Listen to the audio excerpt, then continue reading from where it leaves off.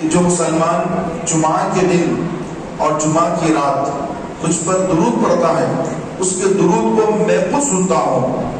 یعنی شب جمعہ مغرب سے لگے گی اور مغرب کے بعد ساری رات شب جمعہ ہوگی اور پھر جمعہ کو جب روشن دن ہوگا تو اس وقت پر 24 آورس میں جتنا بھی مسلمان درود شریف پڑھے گا اللہ تبارک و تعالیٰ کے رسول صلی اللہ علیہ وسلم اس کے درود پاک کو خود سماعت فرماتے ہیں. یہ مسلمانوں کے لیے بڑی سعادت بنی ہے کہ اپنے نبی درود سن رہے ہیں ہمارا، تو اس سے بڑی خوش قسمتی کی اور کوئی بات نہیں ہے.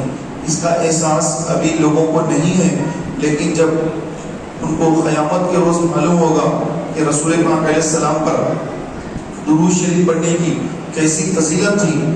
ایک روایت میں لکھا ہے کہ جو لوگ درود پڑھنے والے ہیں تو ان کو قیامت کے دن اللہ تبارک و تعالیٰ جو عالی شان محلات اور مقامات ان کو عطا فرمائے گا وہ دیکھ کر دوسرے لوگ افسوس کریں گے کاش کہ ہم بھی دنیا میں درود پڑھتے اور ہمیں بھی یہ مقام حاصل ہوتا.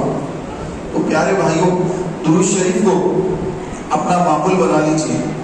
ڈیلی درود شریف پڑھنے کا معمول بنا لیجیے. 1000 مرتبہ روزانہ درود پاک پڑھنے کا اپنا معمول بنا لیجیے. اللہ مجھے آپ کو عمل کی توفیق عطا فرمائے.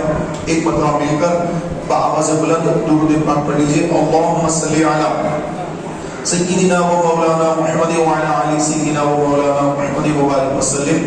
صلاۃ و سلام علیک یا سیدی یا حبیبی یا رسول اللہ صلی اللہ تعالی علیہ وآلہ وسلم.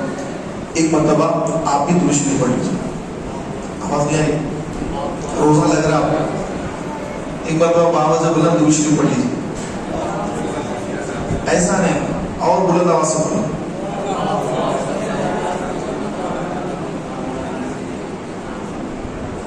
پیارے بھائیوں، رسول کریم صلی اللہ علیہ وسلم پر درود پڑھنے میں ہمارا کوئی نقصان نہیں ہے.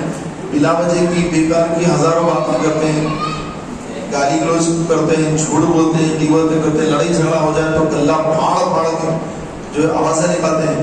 نبی پر درود پڑھنے کے تو آواز ہی بیٹھی ہوئی ہے، آواز ہی نہیں کرتے. کھانا کھاتے ہیں، پانی پیتے ہیں، لیکن نبی پر جس نبی کے صدقے میں سب کچھ ملا ہے اس نبی پر درود پڑھنے کے لیے میری آواز ہی نہیں نکلتی. یہاں نہیں، میں ہر جگہ دیکھا جہاں پر بھی بیان کے لیے جاتا ہوں درود ہی نہیں پڑھتے لوگ، سنتے خالی. آپ بولتے جاؤ سنتے رہتے خالی.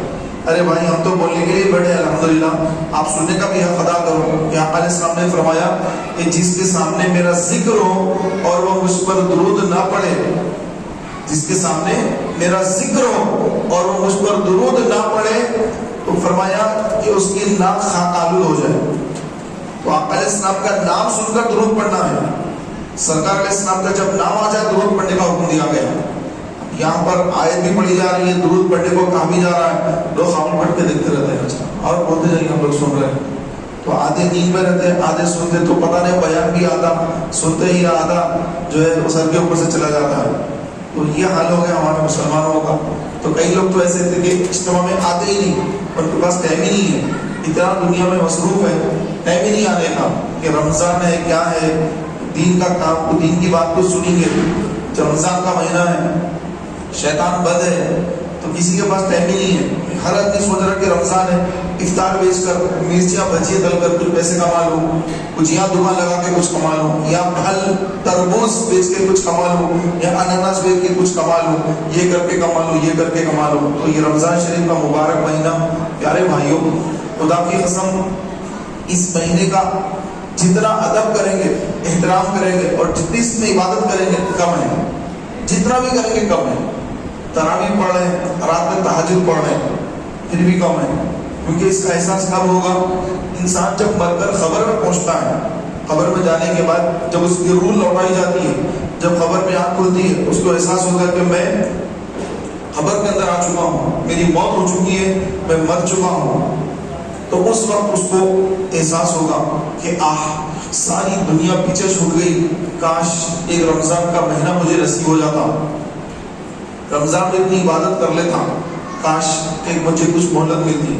لیکن پیارے بھائیوں، اس کا وقت ختم ہو چکا ہوتا ہے.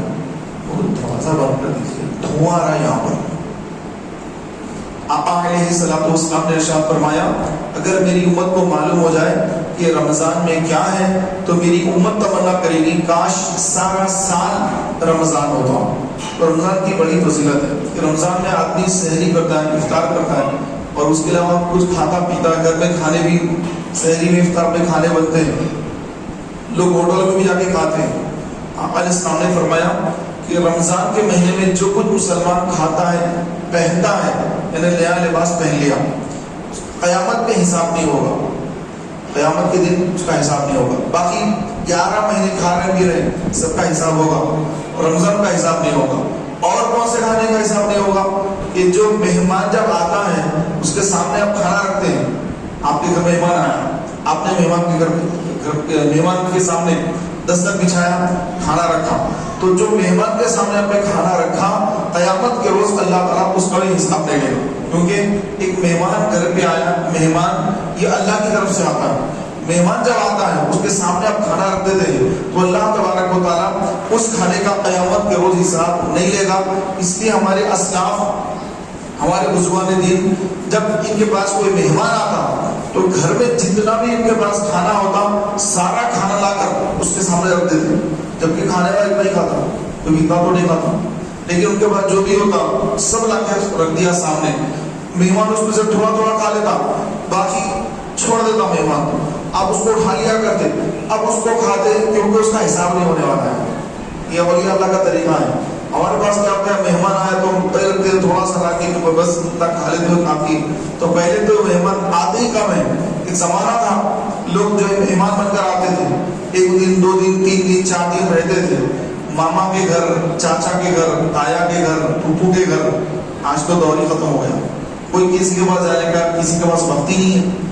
शादी के कार्ड भी देते हैं तो मोबाइल पर जो है व्हाट्सएप पर भेज देते हैं, उसको जो है PDF फॉर्मेट में बनाकर वो भेज देते हैं। ले जाकर देना भी टाइम नहीं लोगों के पास, इतनी ज्यादा मसरूफियत बढ़ गई है। तो एक वक्त था मेहमान नवाजी का हुक्म दिया गया। आका अलैहिस्सलाम ने फरमाया जब तुम्हारे घर मेहमान आए, तुम्हारे पास पैसा ना हो तो तुम खर्जा करो, खर्जा करके मेहमान नवाजी करो, और जो मेहमान आता है वो तुम्हारा कुछ नहीं खाता बल्कि अपने मुकद्दर का खाता है, और जब वो वापस पलटता है तो सारे गुनाहों को तुम्हारे लेकर पलटता है। जब इंसान के पास कोई मेहमान आए और वो मेहमान उसके घर खाना खाए और खाना खा के जब वो वापस जाता है तो उस घर के सारे बलाइयात और आफात, बीमारियां, तकलीफें उस मेहमान के पीछे वो भी घर से निकल जाते हैं। लेकिन हम मेहमान को बोझ समझते हैं, मेहमान आ जाए परेशान हो जाते हैं कि भाई मेहमान आ गए, 1 दिन 2 दिन 3 दिन हो गया कैसा। तो मेरे प्यारे भाइयों, मेहमान नवाजी करना ये हमारे आका अलैहिस्सलाम की सुन्नत मुबारक है। आका अलैहिस्सलाम की बारगाह में भी मेहमान आया करते और आका अलैहिस्सलाम उनकी मेहमान नवाजी फरमाते। रमजान के मुबारक महीने में प्यारे भाइयों, हमारे आका नबी करीम अलैहिस्सलाम ने लोगों को रोजा इफ्तार कराने की तरगीब दिलाई कि तुम लोगों को इफ्तार कराया करो, खाना खिलाया करो, इफ्तार कराया करो, खाना खिलाया करो, कि तुमको इस पर क्या सवाब है। साहबा ने पूछा या रसूल अल्लाह क्या सवाब है। आका अलैहिस्सलाम ने फरमाया कि इफ्तार कराने पर तुम्हें उतना ही सवाब मिलेगा जिसको तुमने इफ्तार कराया उसके रोजे के बराबर तुमको भी सवाब मिलेगा। आदमी दिन भर भूखा रहे रोजा रखकर, उतना सवाब एक आदमी इफ्तार करा के सवाब हासिल कर रहा है। तो कितनी बड़ी बात है कि आप दस्तर पर बैठे हैं, आपके सामने और मुसलमान भाई बैठे हुए हैं, आप खजूर उठाकर वहां से वहां भी अगर आप दें कि भाई मेरी तरफ ये लीजिए इफ्तार करिए, उठा के हर एक को अदब से दे रहे, मोहब्बत से। ऐसा नहीं कि आपके हाथ इधर उधर मैले हाथों से दे रहे, लोगों को कराइए तो नहीं, आप हाथों को साबुन से धोकर नीट हाथ रखकर आप जो है प्लेट में रखकर प्लेट में आप उठाकर दीजिए, इस पर भी सवाब। इंतजाम करिए, खरीद कर लाइए अच्छी क्वालिटी के बेहतरीन खजूर। लोग बेकार क्वालिटी के खजूर लाके मस्जिदों में दे देते हैं, अच्छे खजूर घरों में मस्जिद में भेजना है, इफ्तारी में भेजना है, भेज दो। अरे ये जरा कैसे दिख रहे हैं, इसको इफ्तार में भेज दो, ऐसा चलता है अक्सर। अच्छे खजूर कहाँ पे अपने घर में रखते हैं और खुद इफ्तार करते हैं अच्छे खजूरों से। और कम क्वालिटी के जो खजूर होते हैं, पेंट खजूर वगैरह वगैरह मिले हुए रहते हैं पूरे, मस्जिद को भेज देते। अच्छी क्वालिटी के कभी मस्जिदों में जो बहुत ही कम दिखते हैं। हाँ, आप इफ्तार पार्टी कर रहे हैं, अब आपकी जो है इमेज बनाना है आपको, तो जब अच्छे लगेंगे खजूर, भाई मेहमान आ रहे हैं घर पर, अच्छे खजूर रखने का है, आज इफ्तार करा रहा हूँ, इफ्तार पार्टी है। तो प्यारे भाइयों, افطار پارٹی کرنا اچھی بات ہے، افطار لوگوں کو کرا رہے ہیں اچھی بات ہے، لیکن افطار کے اندر ہم یہ بھی دیکھیں کہ کھانا ضائع نہ ہو، کہ ایک ایک دانے کے لیے فلسطین کے مسلمان بچے آج کتنا وہاں پر پریشان ہیں، اور کتنا وہاں پر افطار کے وقت سحری کے وقت کچھ بھی نہیں ہے کھانے کو، کھانا وہاں ختم ہو گیا ہے، کچھ بھی کھانا نہیں ہے، مسلسل وہاں پر ظالم یہودیوں نے بمباری کر کے سارے گھروں کو شہید کر توڑ دیا، لوگوں کو شہید کر دیا، اتنے 30,000 سے زائد لوگ شہید ہو گئے وہاں پر، اور کوئی کاروبار نہیں ہے وہاں پہ، کچھ بھی نہیں ہے، سب توڑ دیا گیا، سب ختم کر دیا گیا، کہ کھانے کو کھانا نہیں ہے۔ لیکن ہمارے کئی بھائی ویڈیو بنا کر اچھے اچھے کھانوں کی، افطار پارٹیوں کی ویڈیوز بنا کر اپلوڈ کر رہے ہیں، تو ذرا فلسطین کے بچوں کو بھی دیکھیں، ان کو کھانے کو کھانا نہیں ہے، وہاں پر ظالموں نے وہاں پہ اتنی ظلم زیادتی کی ہے، لیکن کسی بے غیرت ملک جو اپنے آپ کو مسلمان ملک کہتا ہے وہ بے غیرت ہے، اور کسی بے غیرت مسلمان ملک نے وہاں کی مدد نہیں کی، ان کی ابھی بھی مدد نہیں کر رہے ہیں، اسرائیلیوں کی مدد کر رہے ہیں، یہودیوں کی مدد کر رہے ہیں، لیکن کسی فلسطینی مسلمان کی کوئی مسلم ملک مدد نہیں کر رہا ہے، بلکہ کتنے بڑے بڑے دستر بیچ رہے ہیں، اور اس میں کھانا ہے، مندی بن رہی ہے، اور بکرے، اونٹ، اس کے اندر ثابت اونٹ، ثابت بکرے وہاں پر ہیں، اور اس کو فیس بک پہ لوڈ کر کے بتایا جا رہا ہے لوگوں کو کہ دیکھو ہم ایسا کھا رہے ہیں یہاں پر، اور دوسری طرف مسلمان کے پاس کچھ بھی نہیں ہے، کسی کے ماں باپ شہید ہو گئے، کسی کا پورا گھر ختم ہو گیا، ایک میت گھر میں ہو جاتی ہے، پورا خاندان میں کوہرام مچ جاتا ہے، لیکن وہاں فلسطین کے اندر یہ ثانیہ کربلا ہے، کربلا کے میدان میں جو یزیدیوں نے ظلم کیا تھا، اس ظلم کو اگر دیکھنا ہے تو آپ فلسطین میں دیکھ سکتے ہیں کہ چھوٹے بچوں کو پینے کے لیے وہاں پہ پینے کا پانی میسر نہیں ہے، اور یہ کوفی لوگ جو یہ دبئی کے اور یہ دوسرے جو ممالک ہے وہاں کے جو سعودی عرب ہے، یہ سارے کے سارے لوگ، یہ حکمران وہاں اچھے لوگ بھی ہیں، عوام اچھی بھی ہے وہاں پر، لیکن جو حکمران طبقہ ہے جو وہاں پر حکمرانی کر رہا ہے، یہ یزید کی ناجائز اولادیں ہیں، جو مسلمانوں کو اس حال میں دیکھ کر بھی ان کو جو ہے کوئی تکلیف نہیں ہو رہی ہے، ان کو کوئی غم نہیں ہو رہا ہے، اور پوری دنیا کا مسلمان ان کی مدد کرنا چاہتا ہے، لیکن بے بس ہے۔ ہم بھی چاہتے ہیں کہ ان کی مدد کریں، لیکن کیسے کریں، کیسے ان کی مدد ان تک پہنچائیں، کوئی اسباب نہیں ہے۔ وہاں تک جانے کے بعد روک دیا جا رہا ہے، وہاں پر کئی ملک بھیج رہے ہیں، مدد بھیجی جا رہی ہے، لیکن وہاں پر بارڈر پر ان کو روکا جا رہا ہے، بارڈر تک پہنچ رہا ہے، وہاں پر روک دیا جا رہا ہے۔ پیارے بھائیوں، یہ کیسا ظلم ہے اور کیسی زیادتی ہے، کہ کیسے بلند دعوے ہوتے لوگوں کے کہ یہ جو ہے جانوروں کے حقوق ہے، یہ پرندوں کے حقوق ہے، یہ ان کے حقوق ہے، وہ ان کے حقوق ہے، انسانوں کے حقوق ہی نہیں ہے۔ چھوٹے بچے پیدا ہوئے، 1 ماہ 2 ماہ کے بچے، 5 ماہ کے بچے، 1 سال کے بچے، 2 سال کے بچے، اور ان کے کوئی حقوق نہیں ہے، عورتوں کی کوئی حقوق نہیں ہے، جوانوں کی کوئی حقوق نہیں ہے، فلسطین کے مسلمانوں کے کوئی حقوق ہی نہیں ہے۔ اگر حقوق ہے تو جانوروں کے، پرندوں کے، سب کے ہیں، سب کے حقوق ہیں ہر ایک کے پاس، لیکن فلسطین کے مسلمانوں کے کسی کے پاس حقوق نہیں۔ فلسطین کے مسلمانوں کے اندر جسم کے اندر خون نہیں ہے، کیا وہ انسان نہیں ہے؟ کہاں چلی جاتی ان کی انسانیت؟ میرے پیارے بھائیوں، یہ بڑا پرفتن دور ہے، اس پرفتن دور کے اندر ہمیں اپنے مسلمان بھائی کے درد کو محسوس کرنا ہے۔ فلسطین کے مسلمان کا درد ہر مسلمان محسوس کرے کہ کیسے ان کی تکلیف ان کے پاس۔ آج ہم سحری کر رہے ہیں، پیٹ بھر کھانا کھا رہے ہیں، افطار کر رہے ہیں، پیٹ بھر کھانا کھا رہے ہیں، افطار میں ہم پھل فروٹ کھا رہے ہیں، لیکن وہاں کے مسلمان، ان کے چھوٹے چھوٹے بچے جب یاد آتے ہیں تو کھانا کھانا مشکل ہو جاتا ہے کہ یا اللہ، کہ وہاں کے اتنے چھوٹے چھوٹے بچے، ان کو پینے کا پانی میسر نہیں ہے، اور ہم یہاں کیسا کھانا کھا رہے ہیں۔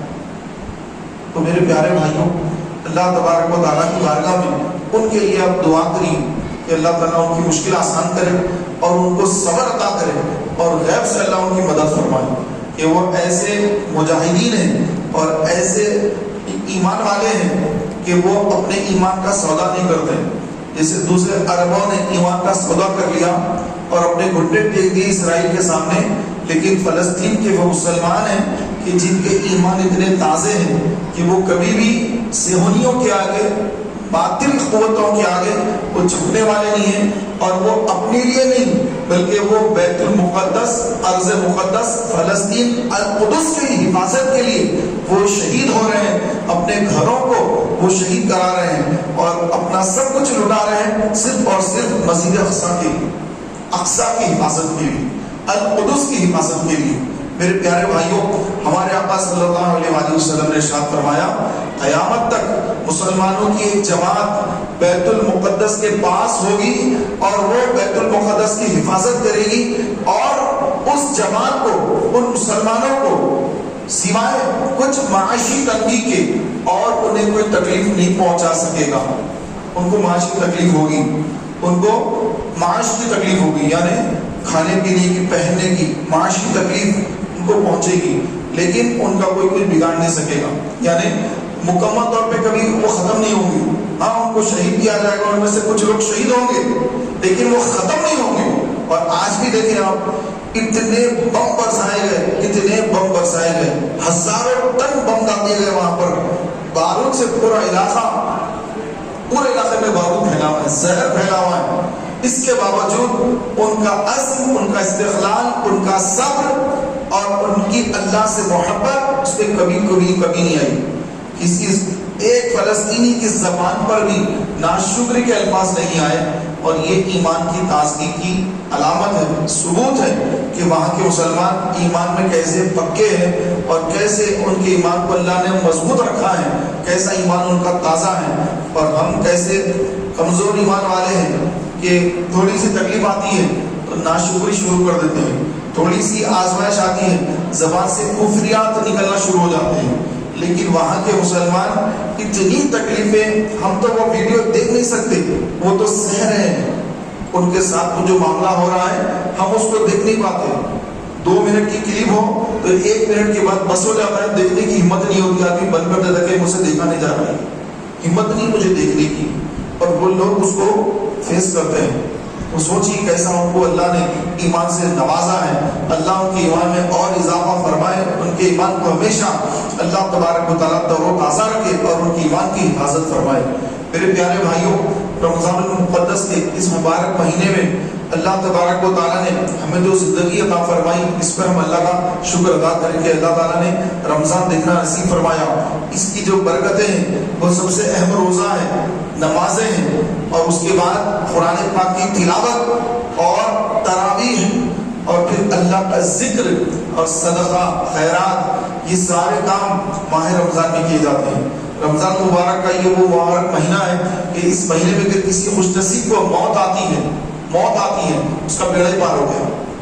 قبر میں ہزاروں سالہ جو زندگی ہے اس کی، وہ ساری ہزاروں سالہ زندگی میں وہ کامیاب ہو گیا، قیامت کے دن بھی کامیاب ہے، پلسرات پر بھی کامیاب ہے، آقا علیہ السلام کی شفاعت بھی اس کو ملے گی، اور جہنم سے بھی بچے گا، جنت میں داخل ہوگا۔ اتنی بڑی سعادت بندی ہے، سب سے بڑی کامیابی ہے کہ ایک مسلمان رمضان کے مہینے میں انتقال کر جائے، ماہ سیام میں انتقال کر جائے، سب سے بڑی کامیابی۔ جتنے گناہ ہیں سب گناہوں کو اللہ معاف فرما دے گا، ایک بھی گناہ باقی نہیں رکھے گا، ہر گناہ اس کا جو ہے مٹا دیا جائے گا۔ کتنے بھی بڑے سے بڑے گناہ کر لے، سارے گناہ اس کے معاف ہو گئے۔ کیوں؟ رمضان کی موت آئی، رمضان کی اتنی مبارک موت ہے، اور اللہ جسے چاہے یہ موت دے، جسے چاہے نہ دے۔ ام المومنین حضرت خدیجہ الکبریٰ رضی اللہ تعالی عنہا کا آج 10 محرم الحرام، 10 رمضان مبارک کو آپ کا وصال قربان ہوا۔ 10 رمضان مکہ مکرمہ میں ہجرت سے 3 سال پہلے آپ کا وصال ہوا، اور اس وقت جنازے کے احکام نازل نہیں ہوئے۔ نماز جنازہ کیسا پڑھنا، ابھی اسلام میں جنازے کی نماز ابھی اس کے احکام نہیں آئے، احکام نازل نہیں ہوئے۔ حضرت خدیجہ الکبریٰ رضی اللہ عنہا کا وصال ہو گیا، ان کی نماز جنازہ نہیں پڑھے گی۔ آج جو مسلمان انتقال کر جاتا ہے اس کی نماز جنازہ ہوتی ہے، بچے بھی انتقال کر جائیں ان کی نماز جنازہ بھی ہوتی ہے، نماز جنازہ سب کی ہوتی ہے۔ ام المومنین کی نماز جنازہ نہیں ہوئی، کیوں؟ کیونکہ اللہ نے احکام نازل نہیں کی، انتقال ہوتا ہے، تدفین ہو جاتی ہے۔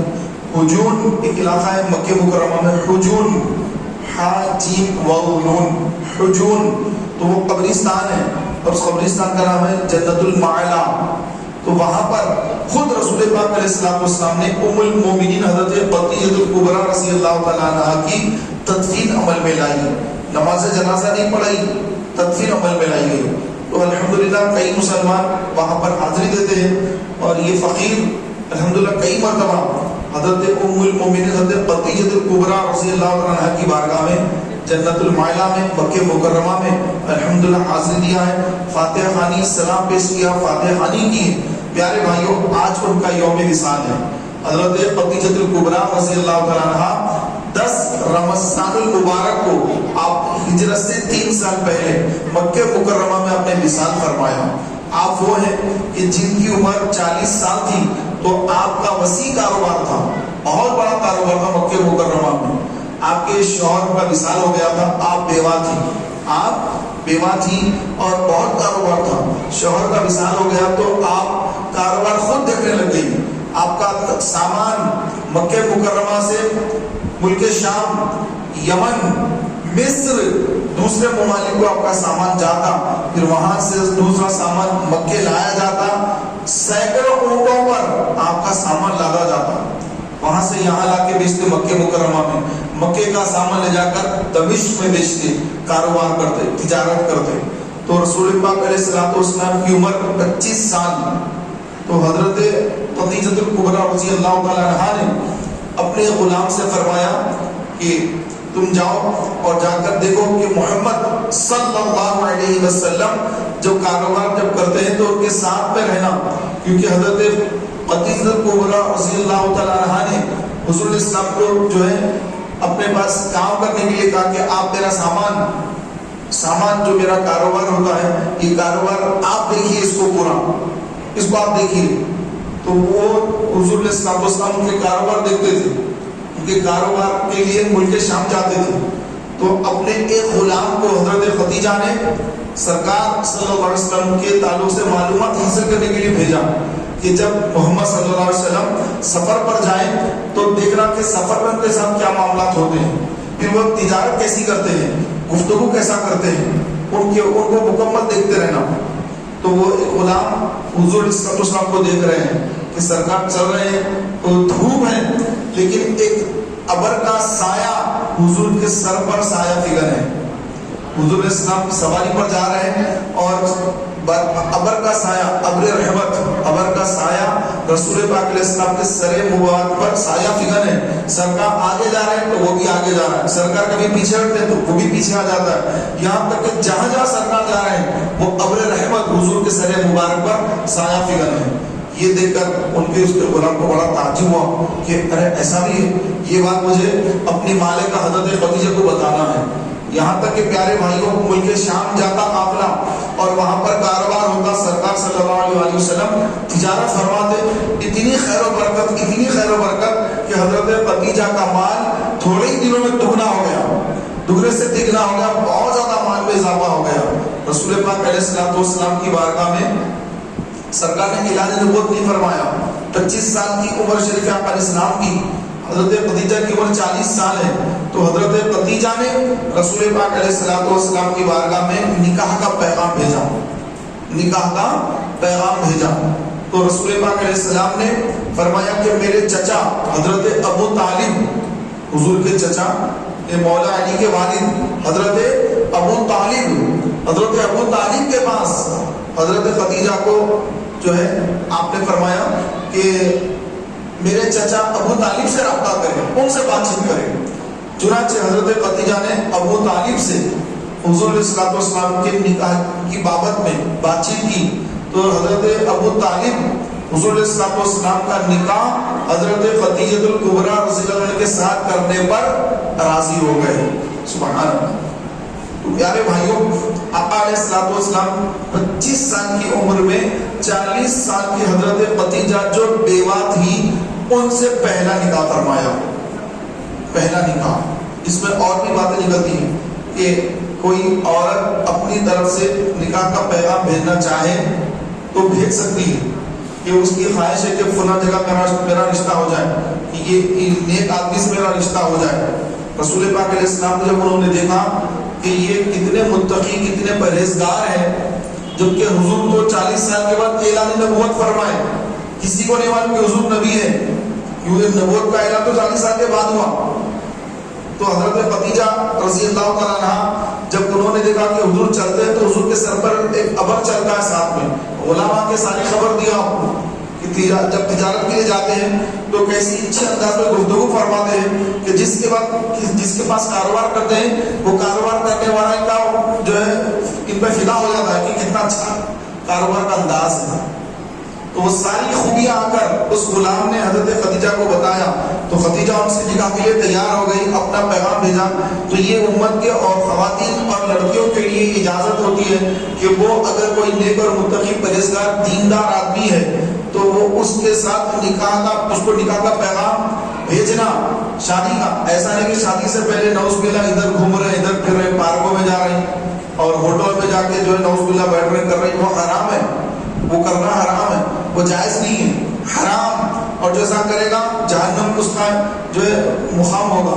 تو لہٰذا ایسے کام کرنے کی شریعت میں اجازت نہیں ہے۔ ہاں نکاح کرنا ہے، نکاح کا نام علیہ السلام کی سنت ہے، النکاح من سنتی فمن رغب عن سنتی فلیس منی۔ نکاح میری سنت ہے اور جو میری سنت پر عمل نہ کرے وہ مجھ سے نہیں، یعنی ہمارے طریقے پر نہیں۔ تو نکاح کرنا سنت ہے، نکاح کا پیغام بھیجانا مرد کی طرف سے ہو یا عورت کی طرف سے بالکل جائز ہے۔ بعض لوگ سمجھتے ہیں کہ عورت کی طرف سے بھیجنا معیوب ہے، نہیں، یہ حضرت خدیجہ کبریٰ رضی اللہ تعالیٰ عنہا یہ وہ عظیم شان ہستی ہے کہ جو سب سے پہلے اسلام قبول کرنے والی ہستی ہے، حضرت خدیجہ۔ اور سادات امام حسن امام حسین، امام حسن امام حسین کی نانی ماں ہے۔ امام حسن امام حسین سید الشہداء شہید کربلا، امام حسین کی نانی ماں کون؟ حضرت خدیجہ الکبریٰ رضی اللہ تعالیٰ عنہ، سیدہ کائنات، سیدہ پاک سیدہ فاطمہ زہرا کی امی جان۔ یہ مقام اور یہ مرتبہ حضرت خدیجہ الکبریٰ رضی اللہ عنہا کا ہے کہ رسول پاک علیہ السلام فرماتے ہیں کہ جب کفار مکے کی کفار جب میں کو اسلام کی دعوت دیتا، دعوت دینے پر وہ مجھے برا بھلا کہتے، مجھے گالیاں بکتے، مجھے تکلیف پہنچاتے، ایذا دیتے، تکلیف پہنچاتے، میرے دل کو دکھاتے، تو میں جب خدیجہ کے پاس آ کے بیٹھ جاتا تو میرا سارا غم ہلکا ہو جاتا۔ سبحان اللہ، میرا غم ہلکا ہو جاتا کہ جب میں خدیجہ الکبریٰ رضی اللہ تعالیٰ عنہا کے پاس آ کر بیٹھ جاتا تو میرا غم ہلکا ہو جاتا۔ پیارے بھائیوں، سب کے دل حضور کی بارگاہ میں جا کر ہلکے ہوتے ہیں، اور حضور صاحب وسلم فرماتے ہیں کہ جب میں خدیجہ کے پاس جا کر بیٹھتا ہوں تو میرا دل ہلکا ہو جاتا ہے۔ سبحان اللہ، مقام کیا مقام اور کیا مرتبہ حضرت خدیجہ الکبریٰ رضی اللہ تعالیٰ عنہا کا ہے کہ رسول پاک علیہ السلام وہاں تشریف لے جاتے تو آپ علیہ السلام سکون پاتے ہیں۔ سبحان اللہ۔ پیارے بھائیوں، نکاح ہو گیا، 40 سال کی عمر کی بیوہ حضرت خدیجہ الکبریٰ رضی اللہ تعالیٰ عنہا، رسول پاک کی عمر شریف 25 سال، یہ بھی سنت ہے کہ 25 سال کی عمر میں نکاح کرنا، اور اپنے عمر سے زیادہ عمر کی خاتون سے نکاح کرنا بھی آپ علیہ السلام کی سنت ہے۔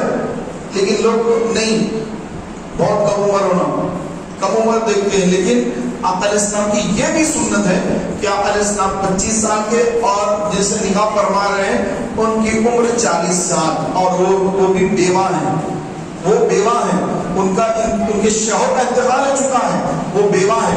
آپ علیہ السلام نے بیوہ خاتون سے نکاح فرمایا۔ سبحان اللہ۔ پیارے بھائیوں، پھر آپ کی جو اولاد مبارکہ ہوئی، حضرت زینب، حضرت ام کلثوم، حضرت رقیہ، حضرت سیدہ فاطمہ الزہرا سلام اللہ علیہا ورضی اللہ تعالی عنہا، جو خاتون جنت ہیں، یہ حضرت خدیجہ الکبریٰ کی اولاد مبارکہ ہیں۔ اور 2 بیٹے، یہ 2 بیٹیاں ہیں، حضور کی شہزادیاں ہیں، حضور کے 2 شہزادے بھی ہیں، حضرت قاسم، حضرت عبداللہ۔ بولیے، حضرت قاسم، حضرت عبداللہ۔ یہ کس کے وطن سے ہیں؟ حضرت خدیجہ الکبریٰ رضی اللہ تعالیٰ عنہا، جن کا آج وصال کا دن ہے۔ 6 اولادیں ان سے رسول پاک علیہ السلام کو 6 اولادیں مبارکہ ہوئی، 4 شہزادیاں، 2 شہزادے، شہزادیوں کے نام حضرت زینب، حضرت ام کلثوم، حضرت رقیہ، حضرت فاطمہ الزہرا رضی اللہ عنہا، اور 2 شہزادے حضرت قاسم، حضرت عبداللہ، اور ایک شہزادے حضور علیہ السلام کو اللہ تعالیٰ نے عطا فرمایا جن کا نام ابراہیم تھا، اور وہ حضرت ماریہ ابدیہ رضی اللہ عنہا سے وہ دنیا میں جلوہ مار ہوئے، ان کے بطن سے دنیا میں تشریف لائے۔ پیارے بھائیوں، یہ 6 اولادیں حضرت خدیجہ الکبریٰ رضی اللہ عنہا کی ہیں، اور سب سے چھوٹی شہزادی لاڈلی رسول پاک علیہ السلام کی لاڈلی شہزادی اور حسنین کریمین کی امی جان اور خاتون جنت، سرکار نے فرمایا فاطمہ یہ میرے جسم کا ٹکڑا ہے، جو اس کو غضبناک کیا اس نے مجھے غضبناک کیا۔ تو سیدہ پاک سیدہ فاطمہ الزہرا رضی اللہ تعالیٰ عنہا حضرت خدیجہ الکبریٰ رضی اللہ عنہا کی سب سے چھوٹی شہزادی، حضور کی شہزادی خدیجہ الکبریٰ کی سب سے چھوٹی شہزادی، اور ان کی جو اولاد پاک ہے امام حسن امام حسین، یہ 2 شہزادے یہ جنتی جوانوں کے جو سردار ہیں، جنتی جوانوں کے سردار۔ پیارے بھائیوں، ہمارے آقا نبی رحمت صلی اللہ علیہ وآلہ وسلم نے ارشاد فرمایا کہ اللہ تبارک و تعالیٰ نے میری اہل بیت کو اور قرآن کو کبھی جدا نہیں کرے گا۔ قرآن اور اہل بیت ہمیشہ میرے ساتھ ہمیشہ ساتھ رہیں گے، یہاں تک کہ قیامت کا دن آ جائے گا، اہل بیت اور قرآن دونوں اکٹھا ہو کر میدان محشر میں آئیں گے۔ تو پیارے بھائیوں، حضرت خدیجہ الکبریٰ رضی اللہ تعالیٰ عنہا یہ حضرت فاطمہ الزہرا کی امی جان ہیں، ان کی والدہ ماجدہ ہیں، کہ آپ رسول پاک علیہ الصلوۃ والسلام کی اتنی زیادہ خدمت کی ہے کہ جو جبل رحمت، جبل مکہ مکرمہ کا وہ غار ہیرا جو ہے جس پہاڑ پر ہے، وہ بہت بڑا پہاڑ ہے، ایک ہے جبل ثور، ایک ہے جبل نور۔ تو جبل نور جو ہے اس پر یہ غار ہیرا ہے، غار ہیرا۔ تو غار ہیرا وہ غار ہے جہاں پر پہلی وحی نازل ہوئی، 5 آیتیں، اقرأ باسم ربک الذی خلق، خلق الانسان من علق، اقرأ وربک الاکرم الذی علم بالقلم، علم الانسان ما لم یعلم۔ یہ 5 آیتیں حضور پر سب سے پہلی آیتیں یہ غار ہیرا میں نازل ہوئی۔ غار ہیرا میں مکہ مکرمہ کا عظیم الشان بہت اونچا پہاڑ، جبل بہت اونچا پہاڑ جبل نور، اور غار ہیرا اسی میں۔ الحمدللہ یہ فقیر غار ہیرا کی حاصل دیا، اور وہاں پر پیارے بھائیوں اتنا خطرناک راستہ ہے، 1400 سال گزرنے کے بعد بھی اتنا خطرناک راستہ ہے کہ آدمی تھوڑی غفلت کرے گا تو گر جاتا ہے نیچے، اور گر گیا تو پھر بچنا مشکل ہے۔ تو لوگ وہ دیکھ کر گھبراتے کہ میں کیسے چڑھوں، چڑھنے لوگ ڈرتے ہیں۔ ہم جس گروپ میں گئے تھے تو ہمارے کچھ بھائی جو ہے چڑھنے سے گھبرا گئے، بولے کہ اتنی اونچائی پہ میں نہیں جا سکتا، ڈر لگ رہا ہے مجھے، آپ جا کر کے آئیے۔ تو وہ رک گئے، لیکن الحمدللہ ہم آگے بڑھے، اور وہاں جہاں پر رسول پاک علیہ الصلوۃ والسلام غار ہیرا میں وہاں جہاں بیٹھ کر دن بھر عبادت، روزہ اور رات میں عبادت کرتے، تو اسی کی یاد میں اللہ نے رمضان عطا فرمایا۔ یہ رمضان جو ہے اسی کی حضور صلی اللہ علیہ وسلم کی ادائیں ہیں۔ تو جب دن میں روزہ رکھتے اور افطار کا وقت آتا تو افطار لانے والے کون؟ حضرت خدیجہ الکبریٰ رضی اللہ تعالیٰ عنہا۔ حضور صلی اللہ علیہ وسلم کی سحری کے لیے بھی آپ کھانا لے جاتے، افطار کے لیے بھی کھانا لے جاتے، 2 ٹائم کھانا لے جانے والی حضور کی اہلیہ ہماری ماں حضرت خدیجہ الکبریٰ رضی اللہ تعالیٰ عنہا مکہ مکرمہ سے نکل کر کتنے 7-8 کلومیٹر دور چلے جانا، اور پھر پہاڑ پہ چڑھنا، کتنی بڑی بات ہے۔ اب یہاں ہوٹل سے لے کر کوئی پیدل نہیں جاتا، وہاں تک کار پر بیٹھ کے جاتا ہے، پھر وہاں سے پہاڑ پہ چڑھنا ہے۔ اور اس زمانے میں 1450 سال پہلے کوئی راستہ بنا ہوا نہیں تھا۔ آج لوگ چل چل کے کوئی راستہ بنا دیے، نزدیوں نے تو کوئی راستہ نہیں بنایا، پہاڑ پہ چڑھنے کا راستہ نہیں بنایا، لیکن عاشقان رسول، عاشقان اہل بیت راستہ چڑھ کر راستہ بنا دیے، تو تھوڑا بہت راستہ بھی بنا ہوا ہے، حکومت نے کچھ نہیں بنایا، لوگ چل کے راستہ بنا دیے۔ تو پیارے بھائیوں، حضرت خدیجہ الکبریٰ رضی اللہ تعالیٰ خاتون ہے، عورت رہ کر آپ اتنے بڑے پہاڑ پہ اوپر تشریف لے جاتے حضور کے پاس، غار حرا میں جا کر حضور کو کھانا پیش فرماتے۔ روزانہ کا یہ معمول ہے، کھانا بنانا، لے جا کر کھانا حضور کی بارگاہ میں کھانا پہنچانا۔ آقا علیہ الصلوۃ والسلام کی اتنی خدمت کی سبحان اللہ کہ آقا علیہ الصلوۃ والسلام حضرت خدیجہ کے وصال پرملال پر بہت زیادہ غمگین ہو گئے۔ آقا علیہ السلام کو بڑا غم ہوا، عام الفیل کہا گیا، غم کا سال، کہ بڑا صدمہ حضور علیہ السلام کو حضرت خدیجہ الکبریٰ کا وصال کا ہوا۔ 25 سال سرکار علیہ السلام کے ساتھ حضرت خدیجہ الکبریٰ رضی اللہ تعالیٰ عنہا نے اپنی زندگی مبارکہ کو گزارا۔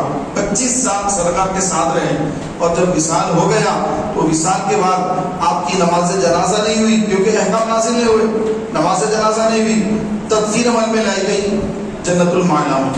پیارے بھائیوں، حضرت خدیجہ الکبریٰ رضی اللہ تعالیٰ عنہا، اللہ تعالیٰ نے آپ کو بہت بڑا مقام دیا ہے کہ حضرت فاطمہ الزہرا رضی اللہ عنہا نے پوچھا کہ یا رسول اللہ، میری امی جان حضرت خدیجہ الکبریٰ رضی اللہ عنہا وہ کہاں ہے، ان کا مقام کہاں ہے؟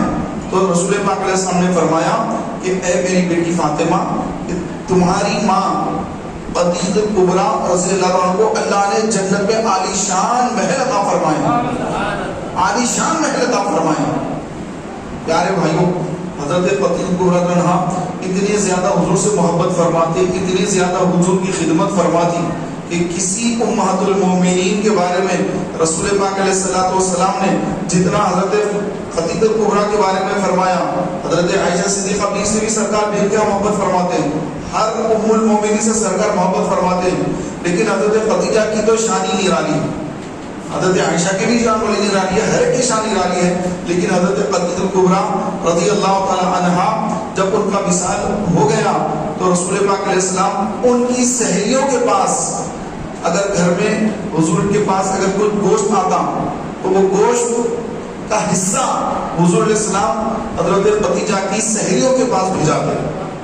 یہ خدیجہ کی سہیلیاں تھیں، ان کے گھروں کو رسول پاک علیہ السلام کھانے کا حصہ بھیجایا کرتے، کیونکہ یہ ایک حق ہوتا ہے، بچوں کا بھی ایک حق ہوتا ہے کہ بچے، ان کے ماں باپ جب انتقال کر جائیں تو بچوں کو حکم یہ ہے کہ ماں باپ کے جو دوست تھے ان کے، ماں کی سہیلیاں تھیں، باپ کے دوست تھے، تو باپ کے یا ماں کے گزرنے کے بعد ان کی سہیلیوں کو یا ان کے دوستوں کو، ماں کی سہیلیوں کو اور باپ کے دوستوں کو بالکل چھوڑ نہ دے، ارے بھائی ابا کے دوست تھے، امی کی سہیلیاں تھی، ختم، انہوں چلے گئے، ختم، اب ایسا نہیں، بلکہ ان کے گزرنے کے بعد والد کے دوستوں کے ساتھ اچھا سلوک کرے، دعوت ہے، گھر میں شادی ہے، ان کو بلائے، کچھ گھر میں اچھا بنا ان کے پاس بھیجائے، تحفے تحائف دیا کرے، اچھا سلوک کرے، ماں کی سہیلیاں ہیں ان کے ساتھ اچھا سلوک کرے۔ کہ رسول پاک علیہ السلام نے اپنی اہلیہ مسلمانوں کی ماں، ان کے وصال کے بعد ان کی سہیلیوں کے پاس رسول پاک علیہ السلام نے اپنے پاس سے حصے بھیجائے ہیں، حصہ بھیجایا ہے، سبحان اللہ۔ تو یہ آقا علیہ السلام کا ان کے ساتھ بہترین تعلقات کا الحمدللہ معاملہ رہا۔ تو ہم بھی اپنے جو دوست احباب ہیں، رشتہ دار ہیں، ان کے ساتھ اچھا سلوک کریں کہ رسول کریم علیہ السلام کی یہ سنت مبارکہ ہے کہ دوستوں کے ساتھ، رشتہ داروں کے ساتھ اور اپنے جو عزیز و قریب گزر جاتے ہیں تو ان کے دوست احباب کے ساتھ بھی اچھا سلوک رکھیں۔ پیارے محترم بھائیوں، حضرت خدیجہ الکبریٰ رضی اللہ تعالیٰ عنہا رسول پاک صلی اللہ تعالیٰ علیہ وآلہ وسلم کی خدمت 40 سال خدمت کی، اور جتنا 25 سال خدمت کی، اور جتنا مال آپ کے پاس تھا، نکاح ہوتے ہی آپ نے سارا مال اسلام کے نام پر خرچ کر دیا۔ اتنی بڑی تجارت پیش آتی، اتنا تجارت آپ کا کاروبار، بہت وسیع کاروبار آپ کا تھا، بہت بڑی تجارت آپ کی تھی۔ تو جیسے آپ نے اسلام قبول کیا، حضور علیہ السلام 40 سال کی عمر میں جب اعلان نبوت فرمایا تو حضرت خدیجہ سے فرمایا کہ خدیجہ، کہ اللہ نے مجھے رسول بنا کر بھیجا ہے اور میں نبی بن کر آیا ہوں اور تم کلمہ پڑھو کہو لا الہ الا اللہ محمد رسول اللہ. تو سب سے پہلے جو اسلام قبول کرنے والی ہے خواتین کے اندر حضرت خدیجہ. سب سے پہلے آپ نے کلمہ پڑھا. یہ نہیں پوچھا کہ آپ نبی ہے تو کوئی معجزہ بتائیے, آپ یہ بتائیے موسیٰ علیہ السلام کے اتنے معجزے تھے, عیسیٰ علیہ السلام کے معجزے تھے, آپ بھی کوئی معجزہ بتائیے. نہیں, جب سرکار نے فرمایا کہ کہو لا الہ الا اللہ محمد رسول اللہ, تو اسی وقت آپ نے کلمہ پڑھا لا الہ الا اللہ محمد رسول اللہ صلی اللہ علیہ وسلم, اسلام قبول کر لیا. تو پیارے بھائیوں, عورتوں میں سب سے پہلے اسلام قبول کرنے والے حضرت خدیجہ, اور مردوں میں سب سے پہلے اسلام قبول کرنے والے حضرت ابوبکر صدیق رضی اللہ تعالی عنہ. بچوں میں سب سے پہلے اسلام قبول کرنے والے شیر خدا مولا کائنات مولا علی شیر خدا علی المرتضیٰ رضی اللہ تعالی عنہ. اعلیٰ حضرت نے فرمایا کہ جب آپ اسلام قبول کریں مولا علی, تو آپ کی عمر تھی 8 یا 9 سال. 8 یا 9 سال کی عمر میں مولا علی شیر خدا نے اسلام قبول کر لیا. اور غلاموں میں زید ابن حارثہ رضی اللہ تعالیٰ عنہ, یہ غلاموں میں سب سے پہلے اسلام قبول کرنے والے. پیارے بھائیوں, حضرت خدیجہ نے جسے اسلام قبول کیا, ان کے بھائی تھے ورقہ بن نوفل, وہ عیسائی تھے اور ان کو جو ہے انجیل کا توریت کا بھی بہت علم تھا. تو انہوں نے حضور علیہ السلام کو دیکھ کر فرمایا کہ یہ جو ہے ہو سکتا ہے یہ آخری نبی بن کر آئے ہیں. ان کو اندازہ ہو رہا تھا کہ نبی کی جو علامتیں, خاتم النبی کی جو علامتیں تھیں, وہ ساری علامتیں رسول پاک میں ان کو نظر آ رہی تھیں. تو ایک مرتبہ یہ بھی واقعہ ملتا ہے کہ آپ کے اوپر جب یہ جبریل آ کے جب یہ کہا کہ اے محمد پڑھو, تو سرکار نے فرمایا ما انا بقاری, میں نہیں پڑھوں گا. فرمایا کہ اے محمد پڑھو. جبریل آ کے کہیں کہ پڑھو. سرکار فرمائے ما انا بقاری, میں نہیں پڑھنے والا, میں نہیں پڑھوں گا. لوگوں نے اس کا غلط ترجمہ کر لیا کہ مجھے پڑھنا نہیں آتا. سرکار نے فرمایا کہ مجھے پڑھنا نہیں آتا, جبکہ سرکار نے یہ نہیں فرمایا مجھے پڑھنا نہیں آتا, نہیں فرمایا ما انا بقاری, میں نہیں پڑھنے والا, کہ تمہارے بولنے سے نہیں پڑھوں گا. جبریل کہہ رہے کہ پڑھو اے محمد. سرکار فرما رہے ما انا بقاری, نہیں میں نہیں پڑھوں گا. پھر آپ نے کیا کہا اقرأ بسم ربک الذی خلق, پڑھیے اس رب کے نام سے جس نے سارے انسانوں کو پیدا کیا. پہلی وہی. تو اب سرکار پڑھ رہے ہیں اقرأ بسم ربک الذی خلق خلق الانسان من علق اقرأ وربک الاکرم الذی علم بالقلم علم الانسان ما لم یعلم. تو یہ اس کے غلط ترجمے کر کے مسلمانوں کو گمراہ کرنے کی بدعقیدوں کی جو علماء سو ہیں ان کی کوششیں ہوتی ہیں کہ حضور نے فرمایا کہ مجھے پڑھنا نہیں آتا. ارے حضور کو تو پڑھنا اللہ نے سکھایا. حضور کو کس نے پڑھنا سکھایا؟ اللہ نے. کہ جبریل حضور کے استاذ نہیں ہے. بولیے حضور کے استاذ جبریل نہیں. اگر حضور پڑھتے, جبریل پڑھا رہے کہ محمد پڑھو,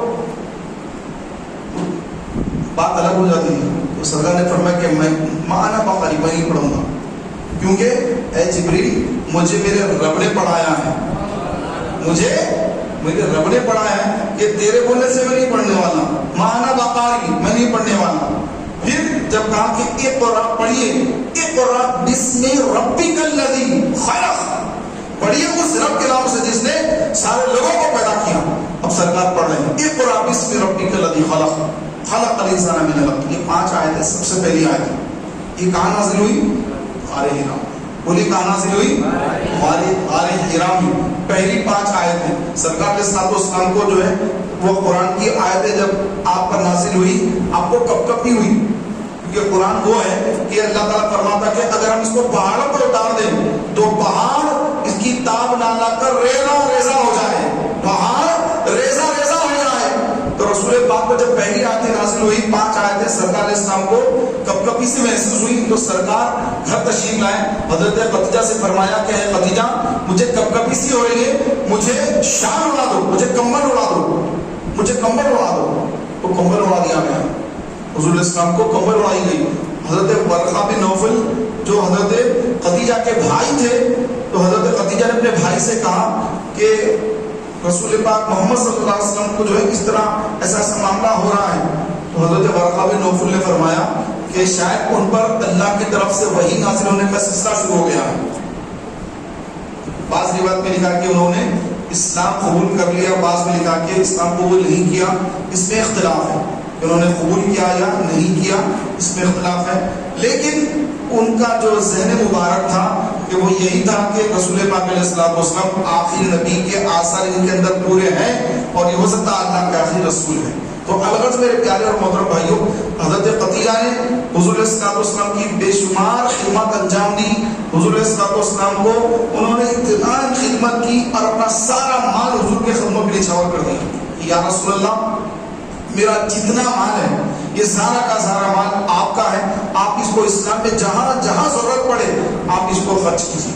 اپنے پاس کچھ نہیں رکھا, سارا مال حضور کے قدموں میں ڈھیر کر دیا, سارا مال ڈھیر کر دیا. حضور کی بارگاہ میں یا رسول اللہ آپ اس کو اللہ کے نام میں خرچ کیجیے, جہاں آپ مناسب سمجھے اس کو خرچ کیجیے. تو پیارے بھائیوں, رمضان المبارک کے 10 تاریخ کو حضرت خدیجہ کبریٰ عنہا کی فاتحہ کی تاریخ ہے.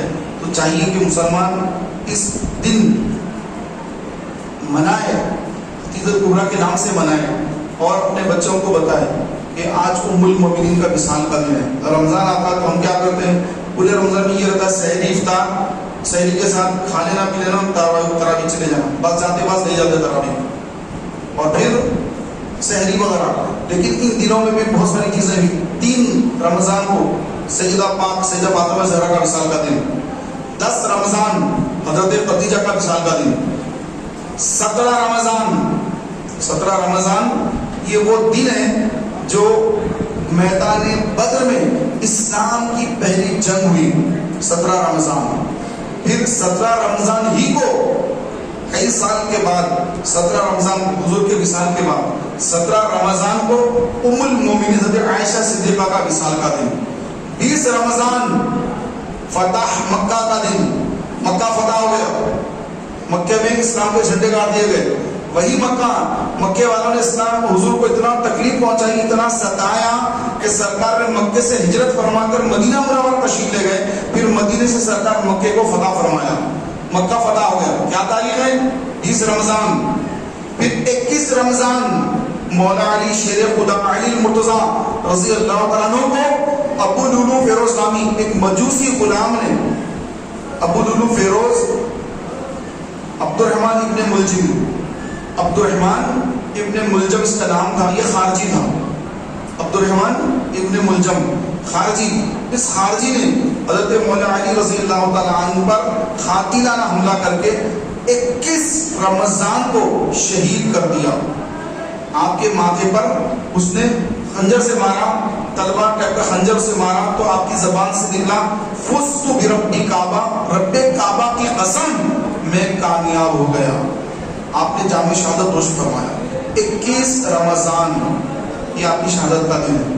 ہم کو تو سحری افطار سے فرصت ہی نہیں ملتی کہ ہم کتنے عظیم الشان ہستیوں کے دن منائیں, ان کا ذکر کریں, ان کے نام سے فاتحہ خوانی کریں, ان کے نام سے غریبوں میں کپڑا تقسیم کریں, ان کو پیسوں سے غریبوں کی مدد کریں, اور جو آل رسول ہیں, اولاد علی ہیں, سادات کرام ہیں, ان کی خدمت کریں, پاک رقم سے ان کی خدمت کریں. کرنا تو یہ چاہیے, لیکن ہم سب بھول جاتے ہیں رمضان میں. تو رمضان میں یہ بھی یاد رکھیں, جس طرح دیگر عبادتیں ہیں یہ بھی ایک تاریخی دن ہے, بڑی اہمیت کے دن ہے. تو ان دنوں کو بھی یاد کر کے ہمارے اسلاف, ہمارے بزرگان دین, ہمارے صحابہ, ہمارے اہل بیت, ان کے ہم پر احسانات ہیں, ان کے اسلام پر احسانات ہیں, ان کے احسانات ہم پر, اسلام پر ان کے احسانات ہیں. تو جتنا ان کا ذکر کریں گے اللہ کی بارگاہ میں ہمارا بھی مقام بلند ہو جائے گا, ہماری بھی نجات ہو جائے گی, ہم بھی دنیا میں کامیاب ہو جائیں گے. اللہ تعالیٰ سے دعا کہ مولا تبارک و تعالیٰ ماہ رمضان کی برکتوں سے ہم سب کو مالا مال فرمائے, اور ان عظیم الشان ہستیوں کا اللہ ہمیں صدقہ عطا فرمائے, اور ان کی غلامی میں رہتے ہوئے دین کا کام کرنے کی توفیق عطا فرمائے, اور ہم سب کا خاتمہ ایمان پر ہو. آمین بجاہ نبی الامین صلی اللہ علیہ وسلم. انشاءاللہ